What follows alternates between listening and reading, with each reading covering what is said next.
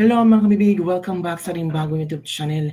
Ito ang pinakamaingay na YouTuber sa balat ng YouTube. Ako si Kabibig, maglabak-labak na tayo with evidence. Kumusta mga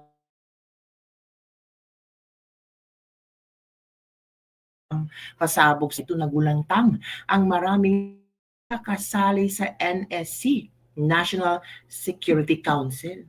Oo mga kabibig. At tila nang iinis itong si Bongbong Marcos kasi isinama niya si Franz Castro. So sabi ng mga tarang, buti pa si Castro, pinaboran ni BBM. Panalong-panalo na raw si Franz Castro laban kay VP Sara. Mas favorite ni BBM si Franz Castro kaysa kay VP Sara. Oo mga kabibig. Kaya nawiwindang ang mga netizen ngayon. Knowing kabibig, ito ha, kung balikan natin yung NAC, oo, kung sino-sino yung membro ng NAC mga kabibig, ito wait for a while ha. Tingnan natin kasi ang statement ni ay hindi na importante si VP Sara na maging miyembro ng NSC. So ang mga miyembro ng NSC, oo, minority floor leader of the House, minority floor leader of the Senate. Sino ba ang mga minority leader sa House? Sina Franz Castro, sina Raul Manuel, sina Brosas, sila yung minority floor leader of the House. Di ba mga kabibig? Oh, kaya na-shock ang mga netizen kasi panalo si Franz Castro kumpara kay VP Inday Sara Duterte at sinabihan pa itong at nagsabi si Bersamin na na ito hindi nakikita ng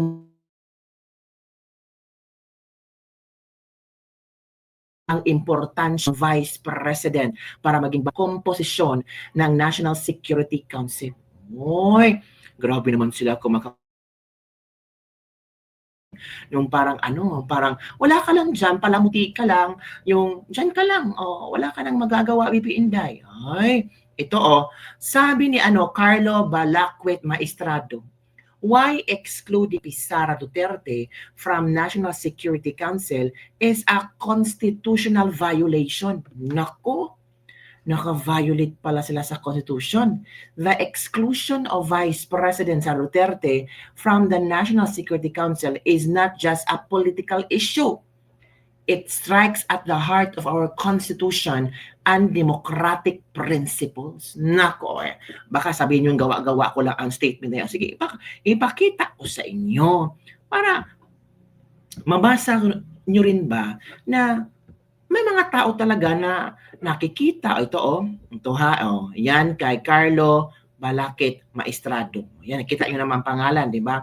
So babasahin ko yan para malaman natin kung bakit it's against the Constitution or a constitutional violation yung ginawa ni BBM. Sige, let's continue mga kabibig ha. Kinig kayo. Number 1, culpable violation of the Constitution. Article 7, Section 3, the Vice President is a nationally elected leader with a constitutional mandate to serve the Filipino people. While the Constitution does not explicitly mandate the Vice President inclusion in the NSC, it is inherently implied in the office rules as the second highest elected official. Excluding her undermines her position as a key stakeholder in the national governance. Article 2, Section 1, and all government authority emanates from them. From sidelining the Vice President, the President disregards the people's will as expressed through her election. Ito pa, maraming i-mention dito. Number 2, betrayal of public trust. Article 11, Section 1, public office is a public trust. Actions that appear politically motivated and obstruct the Vice President from performing her duties betray this trust and weaken the integrity of government processes. So pwede itong one of the major reason kung pwedeng ma-impeach si BBM. Pwede kaya yung kabibig? Number 3, checks and balances. The Vice President's presence in the NSC ensures inclusivity and accountability in addressing national security issues. The exclusion of the Vice President consolidates power in the presidency, violating the democratic principle of shared governance. Oh, implied constitutional role in the NSC. While the Constitution does not explicitly state that the Vice President should be part of the NSC, the very nature of the office implies this rule. As the second highest elected official, the Vice President has a national mandate to represent the interest of the Filipino people, especially in matters as critical as national security.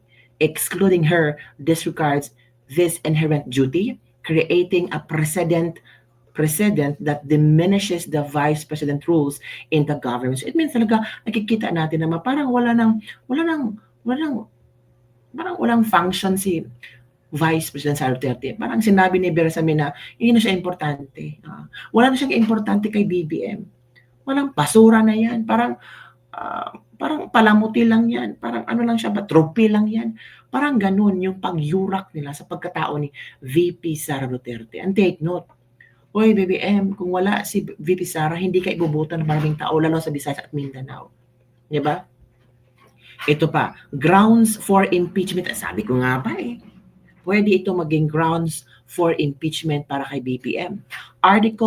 Under Article Section 2 of the Constitution, acts that constitute a culpable violation of the Constitution or betrayal of public trust are grounds for impeachment.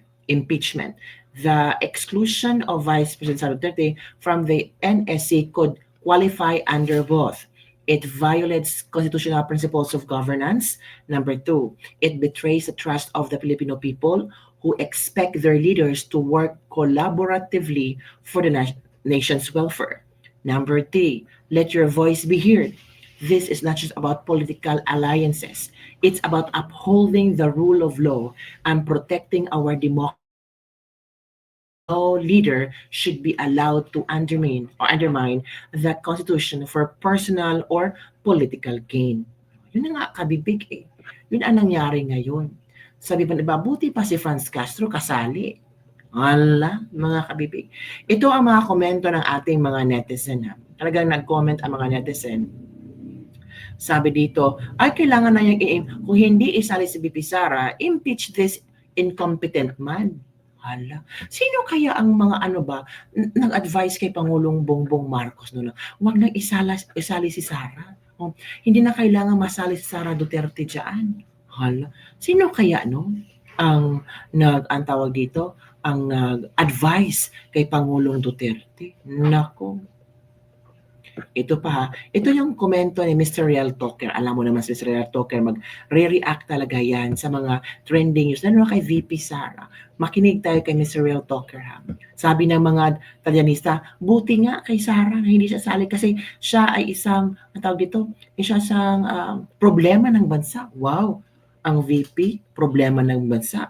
Talaga? Iba ka kayo mga Talyanista ang problema sa bansa sa inyong pag-intindi. Sabi ng isang netizen. Ito na kabibig. Ano na ito ha? Ginoo ko! Basahin.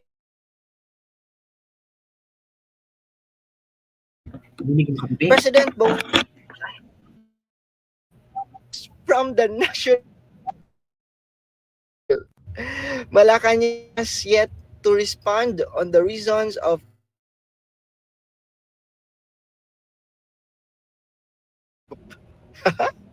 takot ya. Takot ba daw? Takot ba daw? Kasi alam niyo mga lords, si Vice President VP Inday, nahalungkay na kasi ni VP Inday ang mga pinagagawa ng Marcos administration. Bestado na kasi kayo. So ngayon, 'di ba, in your desperate move, i-remove nyo, 'di ba, ang mga former particularly ang Vice President na si VP Inday Sara, i-remove kayo na lang, ha? Kayo na lang ang nakakaalam sa mga plano nyo. Oh. Takot eh, no? Ang Marcos admin, si Mr. President, takot sa mga Duterte. Oh. Bahag buntot eh, no? Takot siguro mapaalis. Nako, marami nang gustong umalis ka, Mr. Ginoo ko. Basahin natin mga lords. Just in, President Bongbong Marcos issues an executive order removing the Vice President and former presidents from the National Security Council. Malacanang has yet to respond on the reasons of reorganizing the group. Takot yan? Kasi alam niyo mga lords, no? Si Vice President VP Inday, nahalungkay na kasi ni VP Inday ang mga pinagagagawa ng Marcos administration. Bestado na kasi kayo. So ngayon, di ba, in your desperate move, i-remove nyo former presidents para wala silang alam. At particularly, ang Vice President na si VP Inday Sara, i-remove nyo. Do you agree sa statement ni Mr. Real Talker? I think he also have a great opinion regarding on this issue. No? Para hindi alam ng mga dating presidente, lalo na kay VP Inday, para nagmumukhang tanga si VP Inday tungkol sa National Security Council, kailangan i-remove natin. Baka si VP Inday pa ang magmatsyag at the same time. Baka siya ang maging rason para ma-impeach si Bongbong Marcos. Pero hindi alam ni Bongbong Marcos na itong ginagawa niya ay impeachable. Nako, sino kaya nag-advise kay Bongbong Marcos no nga, huwag mo na isali si VP Sara? Kasi hindi naman niya importante. Yan ang rason ha, yan ang rason ni Lucas Bersamin because VP Inday is not important. Hindi na siya importante sa gobyerno ni Bongbong Marcos. Palamuti na lang siya. Ang tawag dyan, kung gagawa siyang trabaho niya. Kung anong gagawa ng OVP, gawin niya. Basta hindi na siya importante sa gobyerno ni Bongbong Marcos. Maghintay na lang siya kung ma-impeach ba siya or hindi. Pero sabi naman ni Bongbong Marcos, hindi daw i-impeach si VP Sara kasi hindi yan importante. Uy, naniwala kayo. Buti na lang, kinagat niya ng INC. Kaya magkaroon ng rally ngayon January 13. At medyo kalimutan kung gusto niyo sumama kayo, pero dapat we have to follow the protocol ha sa mga taga-INC kasi sila ang nag-organize ng rally. So hindi pwede yung mga yung mga gusto nyo mangyari sa rally. Follow lang tayo sa gusto nilang gawin. And alam naman natin ito ay para for peace, unity at sana mabigyang tuon ng mga politiko natin kung ano ang totoong problema ng bansa natin. For 4 years now or 3 years si Bongbong Marcos pero puro Duterte pa rin ang topic nila, no? Puro siraan, puro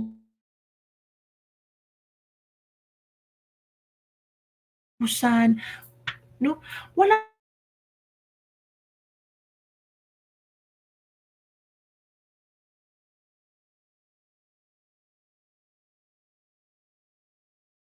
react na ano ba yung budget ni BBM? Kung sa infrastructures naman, ewan ko kung meron ba. Baka hindi ko lang alam. Di ba? Baka kayo may alam, kabibig comment below. Kasi ang alam ko lang yung Pangal Bay, tinapos ni BBM, pero sirang-sira. Maraming nangyari. Ewan ko kabibig ko, ang gulo-gulo. Sobrang gulo ng gobyernong Marcos ngayon. Puro paninira ng laban sa mga Duterte. Tama nga si Mr. Real, takot yarn? Takot ba kayo sa mga ang mga Duterte, lalo na ang mga OFW. Akala natin yung mga OFW, susuportahan si BBM. Maybe may mga ibang OFW dyan, pero mostly supporters ng mga Duterte. May mga pinklawan, well, they will support Lenny, kung sino mang pinklawan, pero grabe yung hakot ng mga Duterte. Yun na nga, para walang kaalam-alam si VP Sara sa kung ano mangyayari sa NSC, tinanggal, pati yung mga former presidents. Alam ba kung sino ang pinasok? Sina Franz Castro, minority leader ng ng Kongreso, 'di ba? Sila yung mga pinasok, 'di ba? Yung mga convicted. So, bahala na kayo kabibig kung ano ang inyong opinion tungkol dito. Don't forget to like, subscribe, and share this video. Maganda ba ang desisyon ni Pangulong Bongbong Marcos na tanggalin si Vice President Sara sa NSC. Ang kanilang rason, hindi na importante si VP Sara sa NSC. At tinanggal din ang mga former presidents ng ating bansa. Comment down below. Don't forget to like, subscribe, and share this video. Bye everyone. See you next time.